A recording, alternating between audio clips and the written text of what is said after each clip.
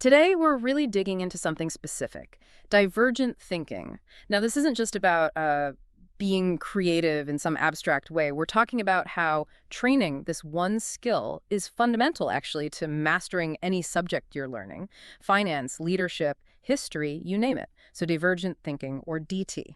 The basic idea, right from the source, is it's your ability to spark lots of different unique ideas from just one single starting point.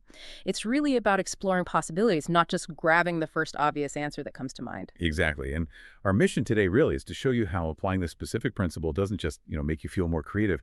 It actually structurally boosts the deep learning process for whatever subject you're focused on. Makes that knowledge stick, makes it usable. And the science definition is quite precise here. It talks about producing multiple non-redundant candidate solutions, basically exploring a really wide conceptual space, but under sort of loose rules. That sounds a bit academic, maybe. A little, yeah. Yeah. How do you even measure something like exploring conceptual space? Seems pretty fuzzy. Well, they actually can measure it. They use these things called canonical indices. Think of them as the measurable parts. There's fluency, that's just how many ideas you generate, simple count. Then flexibility, that's about how often you switch between different types or categories of ideas. Originality is a big one, how unusual or semantically distant your ideas are compared to the norm. And finally, elaboration, so how much detail you flesh out each idea with. Okay, flexibility and originality, those sound crucial, especially for applying knowledge in new situations, right? Like taking a historical lesson and seeing how it fits a modern business problem. That's precisely it. That's transfer of learning in action. And the how is fascinating. It's down to the brain mechanics. It's like a well-coordinated dance between two major brain networks. You've got your default mode systems. Think of that as your brain's brainstorming or associative network. It pulls up those less obvious connections. And then you have the frontoparietal control systems. That's your executive function. It helps you shift focus, relax constraints, and crucially, stop yourself from just blurting out the most obvious, maybe unhelpful first thought. Whoa, hold on. So it's not just letting your mind wander. You're actively firing up the idea engine and using the control network to steer away from the easy default answers. That sounds like, well, like real mental work. It is a cognitive workout. Which makes sense then, how the platform uses this. The learning tasks based on DT aren't really about finding one correct answer. No, the challenge is baked into generating variety, like those examples.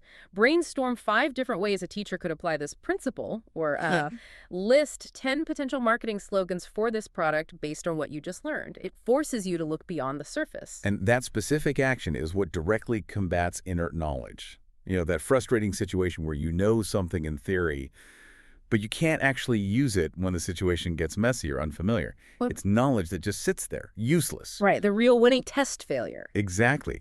So these DT tasks, by forcing you to apply concepts in diverse, sometimes non-obvious ways, make sure that knowledge becomes flexible, actionable. It's not just memorizing. Activating those brain systems, the DMS and FPS together, fundamentally helps in connecting new information to what you already know. It structurally revises your understanding, making the learning durable and critically transferable to new contexts. But it's not just about generating anything, is it? I remember seeing something about boundary conditions. You can't just make noise. The science page mentioned that, right? That DT works best when the idea generation part is followed by evaluation. Precisely. Unconstrained idea generation could just lead to, well, a lot of redundant or irrelevant stuff. The real power comes when you pair that divergent, expansive thinking with criterion-referenced evaluation, and then convergence. Meaning you have to actually select, refine, maybe test the feasibility of those generated ideas against some standard. Yes, that ensures the creativity is disciplined, relevant to your actual learning goal. It leads to what the science calls an adaptive expansion of the explored hypothesis space. You're expanding your thinking, but in a useful, targeted way. Okay, so pulling it all together, these divergent thinking tasks aren't just creative fluff. They are a core cognitive exercise. They ensure that whatever you're learning gets encoded deeply, becomes adaptable, and is ready for you to use innovatively. Tackles that inert knowledge problem directly. Absolutely. And remember, if you want to go even deeper into the weeds on the science here, there's a lot more detail on the dedicated science webpage. You can find the link for that just below the text box carousel on the site, and it's also up in the top menu. Easy to find. So a final thought for you to consider.